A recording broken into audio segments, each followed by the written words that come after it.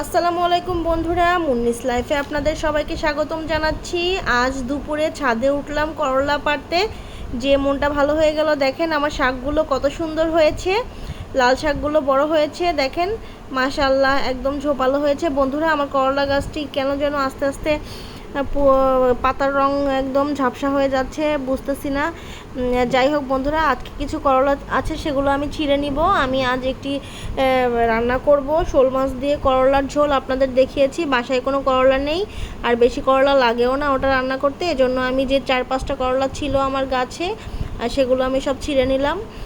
তারপরে আমি এই যে দেখেন, আমি সব করলাগুলো একইভাবে ছিঁড়ে নিলাম এবং আমি এটাকে বাসায় নিয়ে ভালোভাবে ধোয়ার পরে এই যে এইগুলো আমি কেটে নিচ্ছি। বন্ধুরা, এই রেসিপিটি আপনাদের সঙ্গে আগে শেয়ার করেছি, এজন্য আমি আর আজ করছি না শেয়ার।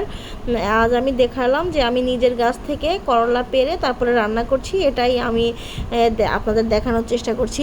দেখেন বন্ধুরা, এখন আমি এই যে আমার মাছটি প্রায় হয়ে এসেছে, এখন আমি উপর দিয়ে করলাটা দিয়ে দিব এবং আমি 10-15 মিনিটের মতো রান্না করব, যে করলাটা যে সিদ্ধ হয়ে আসলে তারপরে মাখামাখা নামিয়ে ফেলবো। বিকালে আমি আবার ছাদে চলে গিয়েছি, আমার সিম গাছের গোড়ায় একদম মাটি হালকা হয়ে গেছে, ওই জন্য মাটি দিয়ে দিলাম, একদম শিকড় বের হয়ে গেছে, ওই জন্য মাটি দিয়ে সার মিশ্রিত মাটি দিয়ে আমি এটাকে ভালোভাবে করে দিলাম। আর দেখেন আজ নতুন ঘুড়ি দেওয়া হচ্ছে পুঁই শাকের জন্য। আমার মেয়ে কি করছে দেখেন, নিজে সে ঘুড়ি বানাবে, সে যথেষ্ট চেষ্টা করছে ঘুড়ি বানানোর। এই যে দেখেন বন্ধুরা, কত সুন্দর ঘুড়ি বানাচ্ছে।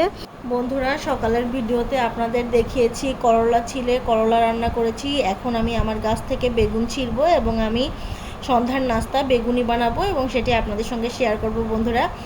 এই দেখেন বন্ধুরা, এই সাইডে একটা বেগুন বড় হয়ে আছে, আমি আসলে খেয়ালই করিনি। আজ বিকালে সাথী আমাকে বলছে, আন্টি আপনার জন্য একটা সারপ্রাইজ আছে।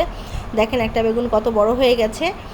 এই দেখেন বন্ধুরা, আমি এখন আমার গাছে যতগুলো বেগুন ছিল বড় বড় ম্যাচিউর বেগুন, আমি সবগুলো ছিঁড়ে নিলাম এবং আমি আজ বেগুনি বানাবো। বন্ধুরা, আমি সব বেগুনগুলো ছিঁড়ে নিলাম। দেখেন বন্ধুরা, আমার মেয়ে অন্যদিকে কি জন্য যেন রাগ করছে। দেখেন, সে শুধু রাগ হয়, এই দেখেন সারাদিন এভাবে সে রাগ হইতে থাকে। এই যে এখন বেগুন ধরে ছবি তুলছে। এই যে বাসায় নিয়ে আসলাম, তারপরে বেগুনগুলো ভালোভাবে ধুয়ে নিলাম, কারণ আপনাদের তো বলেছি যে আমি এটা দিয়ে বেগুনি বানাবো। আজ আসলে সকাল থেকে মনে মনে একটা প্ল্যান করেছি যে আজ একসঙ্গে একটা ভিডিও দিব, যে ছাদ থেকে করলা পারলাম এবং সেটা রান্না করলাম, আবার বেগুন ছিললাম, সেটা দিয়ে বেগুনি বানালাম, এই আর কি।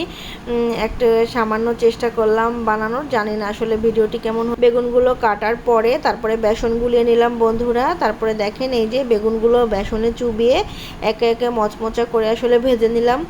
অত বেশি সুন্দর হয়নি, তারপরেও চেষ্টা করেছি যাতে মুচমুচে হয়। মুচমুচে বেগুনিটাই খেতে ভালো লাগে। বন্ধুরা, আমার ভিডিওটি ভালো লেগে থাকলে অবশ্যই জানাবেন আর আমার পাশে থাকবেন। আল্লাহ হাফেজ।